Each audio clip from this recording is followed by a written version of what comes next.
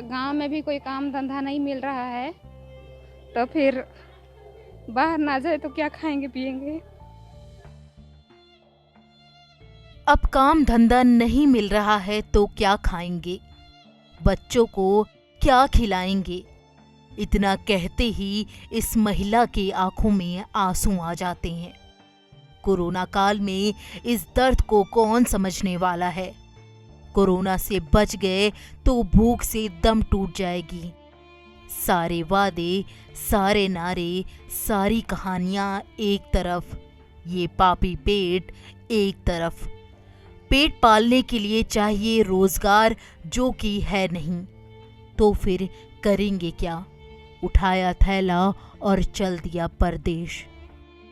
हम जा रहे हैं जी जबलपुर काम करने के लिए।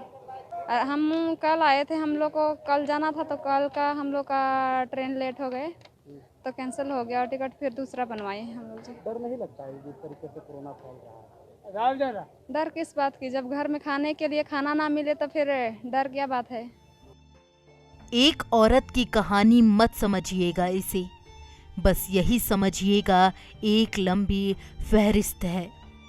कोरोना काल में सारे काम ठप पड़ गए हैं और घर पर रोजगार मिल नहीं रहा, तो क्या करेंगे। बस यही सोच रहे हैं कि भूखों मरने से अच्छा है कि बीमारी से मर जाएं। कुछ मजदूर हैं जो हर दिन गांव से शहर आते हैं कि शायद कुछ काम मिल जाए, लेकिन हर दिन निराश लौट जाते हैं। काम तो नहीं मिलता है बराबर, ऐसे कभी कभी मिलता है और नहीं तो फिर घरे में रहते हैं। अगर जिस दिन नहीं मिलता तो फिर वापस चले जाते हैं। हाँ, क्या करें। अगर घर से निकलते हैं तो क्या उम्मीद से आते हैं? क्या वही उम्मीद करते हैं कि काम मिल जाए, किसी तरह काम करके आएंगे तब मिलता है, कभी कभी कभी नहीं भी मिलता है। हालात उस ओर इशारा कर रहे हैं कि कोरोना से उखड़ती सांसों पर पेट की आग भारी पड़ती जा रही है। समझ नहीं आ रहा है किससे बोले, कौन सुनने वाला है यहाँ। हमें आविला रोज दिन आसरा लेके कि काम मिलता हो कह के थोड़ी बार लेके आविला, लेकिन 10 रोज 15 रोज कर बादों में एक दिन भी काम नहीं मिलेला तो हमें वापस घूर के जाइला। सप्ताह में एकाध 2 दिन 3 दिन ऐसा मिलता है। रोज आके बैठे हुए रहते हैं। हाँ, और जिस दिन काम नहीं मिलता तो फिर क्या करता है? चल जाते हैं। इनकी सुनते हैं तो ऐसा लगता है कि सरकार की सारी बातें, सारे वादे एक छलावा है, सरासर धोखा है। एक बार फिर पूछ लिए कांग्रेस नेता से तो बोले कि हमारी सरकार मजदूरों के प्रति संवेदनशील है।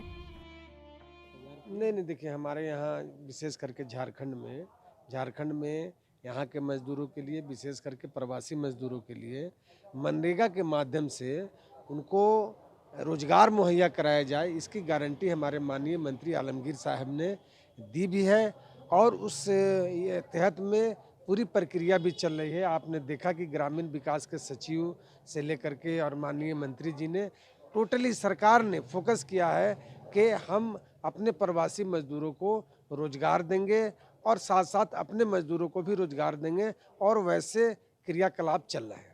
ऐसे में फिर लोगों का अभी से ही जाना दूसरे राज्य में? नहीं, अब देखिए, लोग को जाने और आने की मनाही तो नहीं है।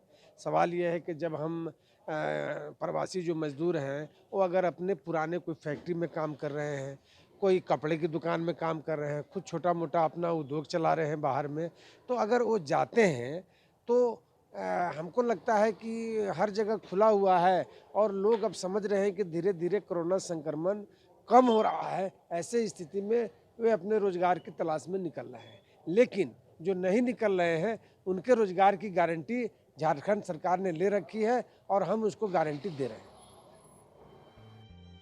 कह लीजिए साहब जो कहना है, सब कुछ तो दिख ही रहा है हमें। लौट जाते हैं मायूस होकर ये मजदूर। शायद अगले दिन का सूरज उनके लिए भी निकलेगा। फिल्म मदर इंडिया का गाना याद कीजिए, दुनिया में आए हैं तो जीना ही पड़ेगा, जीवन है अगर जहर तो पीना ही पड़ेगा। विजय कुमार गोप, ETV भारत, रांची।